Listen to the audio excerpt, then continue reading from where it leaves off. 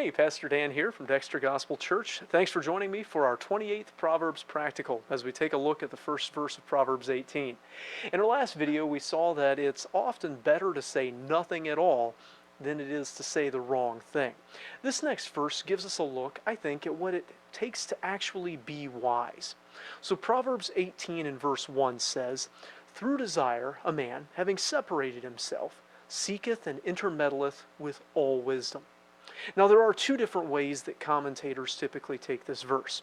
I think either of them can give us valuable insight, although the verse probably isn't actually saying both of those, but rather one or the other. The first way people look at this is that the desire at the start of the verse is a person's self-will. So they're saying that this person has this stubborn, self-willed desire, and that they isolate themselves from everybody that disagrees with them. They separate themselves from anything that would actually instruct them. They don't want to hear any disagreement. They unfollow and unfriend everybody who has a different opinion on social media. They won't read books from different standpoints or articles from authors that don't endorse their viewpoints. They're too convinced they're already right. But then, having determined that they are the authority and they're right, they go looking for trouble with ideas. They seek and intermeddle with all wisdom. And they would take the idea of intermeddling to be that of anger and irritation and meddling with. They're just fighting against actual wisdom because they've isolated themselves and won't listen to it. Instead, they just attack it. They get angry at it.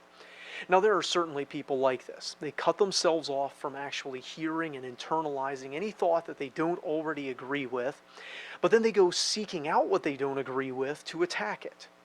The second way to take this verse, and the way that King James translators seem to lean toward, is much different. It assumes that the desire, instead of being a bad one, is probably a good one, and that the intermeddling isn't fighting with the ideas, but digging deeply into them. I'm inclined toward this second understanding. It seems to make the most sense of the whole of the verse. If this is the case, then what the verse is saying, that being wise starts with desire. That is, you don't just get smart by accident. You don't make good decisions without working for it. You actually have to want to learn to make good decisions, to take God into account in your thinking. You have to want wisdom more than you want to be comfortable or follow the same old patterns or just fly on autopilot. You probably have to want to be wise more than you want to fit in or to have things be easy for you. But wanting wisdom is just the first step. So it's through desire, a man, having separated himself. So this person then, because they want to be wise, they step away from the racket of foolishness. They step away from the distractions so they can focus. They step away from the things they know are foolish. But as with holiness, this separation isn't just away from the wrong things, it's toward or to the right things. The person who would be wise doesn't separate by hiding in a corner or pulling the blankets over his head.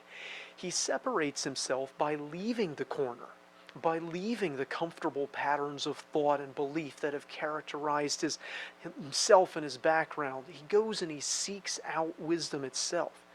There's something deliberate about this. He's not aimlessly wandering the world hoping to stumble across wisdom. It says that he seeks and intermeddles with all wisdom. It's like he has a photograph of it and he's comparing everything he sees to what he has in that picture, looking for what matches.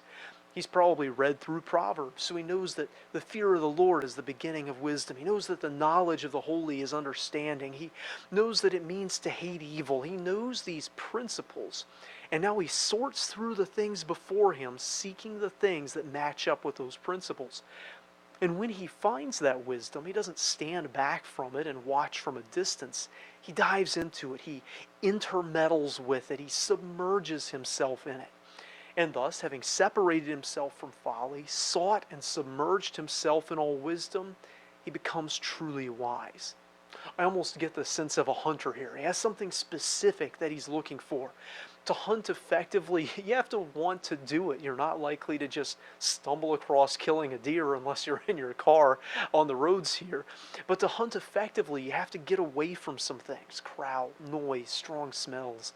And then you have to seek something until you find it. I hope you desire wisdom. desire it enough to work for it, desire it enough to pursue it. If this video is a help to you, hit like, subscribe to our channel, share it with someone else it might help.